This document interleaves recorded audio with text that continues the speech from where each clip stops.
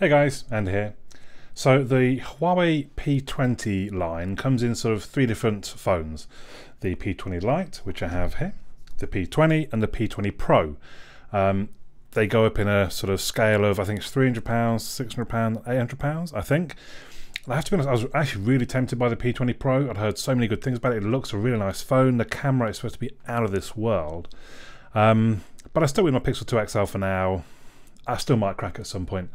But the opportunity came up for this P20 Lite just because there was a well-priced second-hand one. So that's what it is.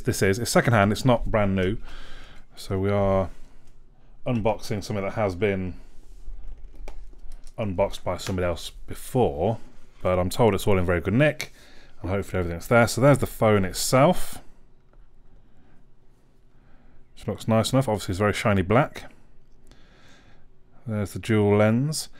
It'd be interesting to see what the camera is like on the Lite version, because like I said, the Pro and even just the regular P20 scored really highly on the DxO mark, higher than my Pixel 2 XL.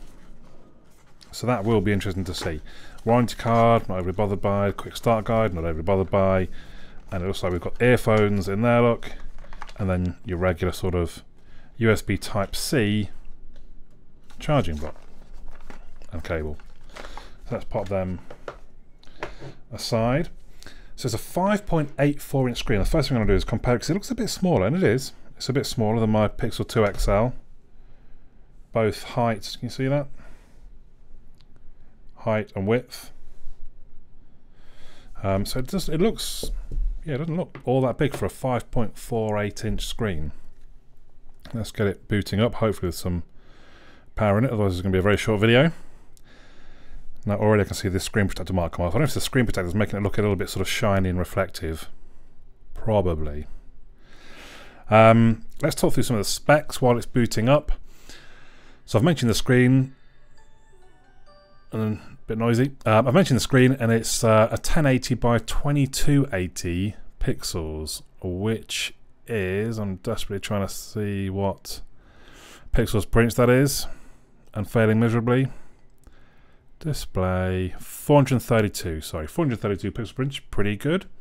The screen to body ratio 80.5, because you can see there's not much of a chin at the bottom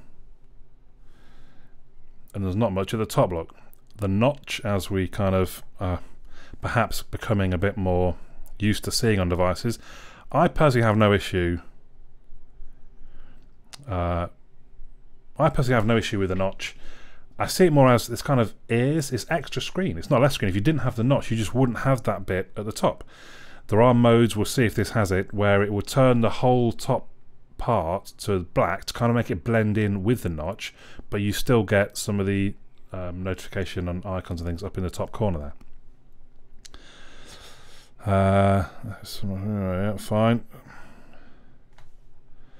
So connect to a network. So on with the other specs. The camera on the back is a 16 megapixel, will record in 1080p. The camera on the front, again, 16 megapixel as well, 1080p. That'll be interesting. In fact, the ones on the back are obviously a dual. It says f2.2. So dual 16 megapixel plus 2 megapixel. Which is interesting.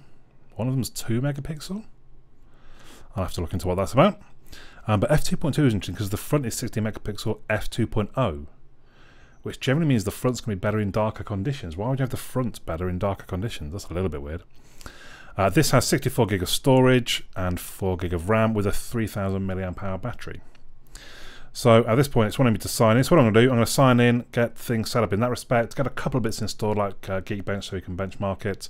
I might dash outside, take a couple of photos just so we get an early glimpse of what that looks like, and then I will come back to you.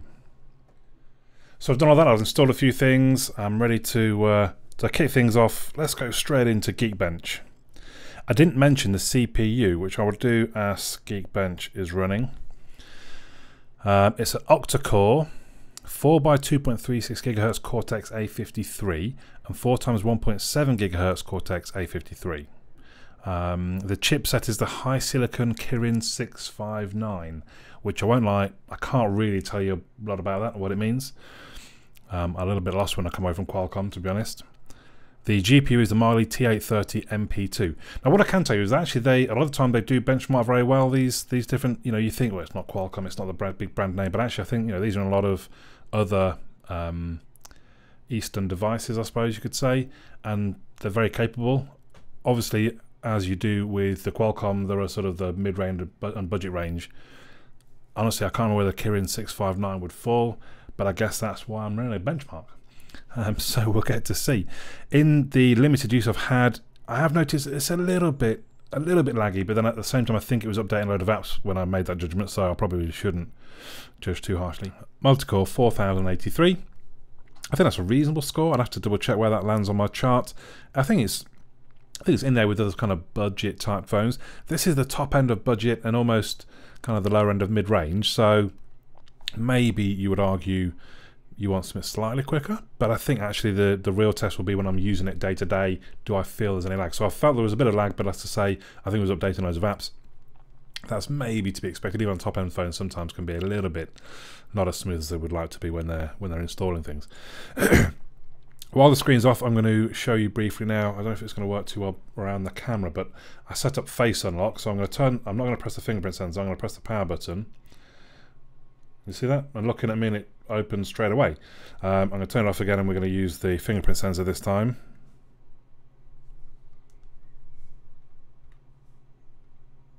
Oh, very quick actually. Let's try that again. So we're off.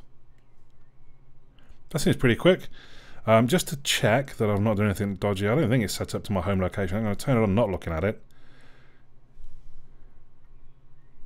You see that? That's quite quick. It does say when you're setting it up, it says this may be unlocked by objects resembling you. Objects? It's not even like other people that look like you. Objects. Yeah, back of that bus looks a little bit like your face. I'm going to unlock the phone. Cheeky bastard. So that'll be interesting. I'll try it with other people, see if anyone else's face can unlock my phone. Maybe if I can find a photo of me. I guess I can just do it on my screen, on my computer screen, bring a picture of me up. In fact, I wonder if I get closer to the camera. No, I can't actually see if it's unlocking though. I don't think it is.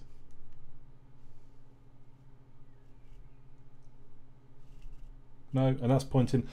You probably think I'm crazy. The video of what you're seeing I've got on my screen just there. So I just pointed in the front-facing camera at that on the off chance that it would recognise me on the screen, which would indicate that a photo would be able to unlock it, and actually it didn't work. So, be interesting. I don't know that I've got any photos of me. Photos are a bit like 1990s, aren't they? Don't really do photos anymore. So yeah, quite the fingerprint sensor seems quite quick. No issues there. The face unlock. Security will be the question, and obviously as I use this for a few days I'll get a better idea of that. Now the other thing that I made a couple of notes of things I was going to show you. One of them is the notification light, because I plugged it in to charge while I was waiting for things installed, and I thought I could see I thought there was like a speck on the screen. I go, what's going on there? I was trying to rub it off. So if you watch up in that top corner, so I plug the power in, is that a little dot that's appeared?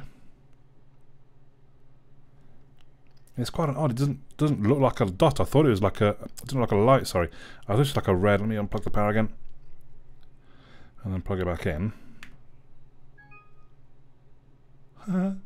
So yeah, I thought it was like a little sticker or something. I was ribbon. What is it? Then I was, oh, is that a notification light? Now I don't know if it is a notification light or if it's like a I'm charging light. I would guess it's a notification, but then I've had emails and nothing's flashed. So we'll see if I get a text message or a WhatsApp or something like that, and I'll see if that flashes away for me. Let's move on to the camera. So I'm going to show you first. I'm going to bring in Deadpool and Jon Snow for a quick photo shoot. The main thing at this point is for you to see how quick how quick the shutter is. I'm going to have to move them back a bit so that you can see what's going on. So that's pretty quick. The images, from what I can see from the few pics I've taken so far, they look okay, not fantastic. I took a couple out in the garden, 2 or 3 out in the garden. One of them I was trying to focus on some flowers, and actually in the picture, when I look at it on a big screen, it looks like it focused about a foot past the flowers. Another one of the garden itself looks okay. The sky is reasonably bright, which makes it quite tricky, but it's done a reasonable idea of getting detail in both of them. and just another fairly random shot kind of along the brickwork out the back. They all look pretty good. They look quite good on the screen, and they all look reasonable on my computer. Obviously, I'll do more testing. I did a little bit of video as well, just to see what that looks like. Which again looks okay. Looks quite good. We're talking about a £300 phone here, so it's not, we're not expecting like what my Pixel 2 XL can do. Obviously, I'm going to do much better testing of that through the next week or so. I mentioned the screen, so let's sort of have a bit of a look at that. So it's a reasonably high pixels per inch, over 400, which is for me plenty. I don't really need to go any higher than that. It all looks quite nice. It's an LCD screen. Let me check exactly what it called it. LTPS IPS LCD capacitive touchscreen. Let's bring up something like YouTube so we can test the speaker perhaps as well. That's the Sesk that I fell in love with. Is it our extension? You know that? They're extensions. So we've got the we've got the zoom in and out, like I have with my Pixel. Interestingly, the zoom in doesn't cut into the notch, though, from what I can see. No, which is fine. I guess that's probably better. I mean, otherwise, I suppose you're looking at 3 levels of zoom, like another one, which pushes that even into the further bit. The picture itself. Let's just check what. Oh dear. Crank it up to 1080p. Has it done it? But generally, I think so. The reds look quite nice, sort of quite punchy. Although I'm not entirely sure how good a example video this is. I'm going to find those of you that have seen my unboxings before. I can't remember which one it is. I think Sing's the better one. We'll know what's coming.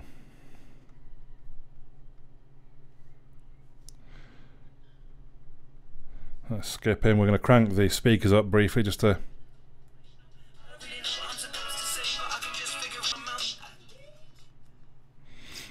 So again, probably not actually the best video for showing the screen capability, but to me that looks pretty good. The colours look quite vibrant. The image nice and clear. Mind you, what are we? Again, let's look. Yeah, we're on 1080p at least this time. So, and the speaker itself seems okay. I think it's single firing out the bottom there. Everything seems pretty good for a £300 phone. I don't think I mentioned what version. So we're running MIUI, but it's based on Android 8.0. So we should see that EMUI version 8.0, Android version 8.0. There's confirmation of the specs. And I thought quite interesting. Android security patch 1st of April. That's not bad. That's not bad. We're almost 1st of June tomorrow. Almost 2 months behind, but actually compared to some devices which are still last year, 1st of April, that's not bad going. That's not bad going. I think we give Huawei some credit for that EMUI look, as we said. I think there might be a, maybe not there. I thought there might be an Easter egg. Settings look to be reasonably sort of navigatable. Is that a word? So what else? I think I've covered everything that I would like to cover generally from just a first look. Obviously, I'm going to use the phone for, I don't know, I've got to get it unlocked. It's actually locked to Vodafone, I think, at this point. I'll test it with my SIM, you never know. So I've got to get it unlocked, which, looking at eBay, could take me 4 or 5 days. Either way, and I'll use it for 3, 4, 5 days. Some ways depends how I get on. If it's good enough, I can use it a bit longer. If I start thinking, oh, I need my Pixel back, then it's not quite as long. But all in all, at this point, I think first impressions on a £300 phone, and this I paid £200 for second hand, and will likely be being sold again for a similar price. If anyone is interested, let me know. It seems a good phone for £300. It certainly feels well made. The sort of the feel of it, you wouldn't think it's a sort of budget end of things. It does feel very good. You might have noticed the screen protector came off. That just, to me, that looked ugly. I'd rather take my chances.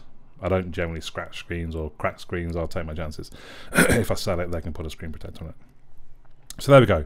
The Huawei P20 Lite initial looks seems to be pretty good. If you haven't subscribed already, please do.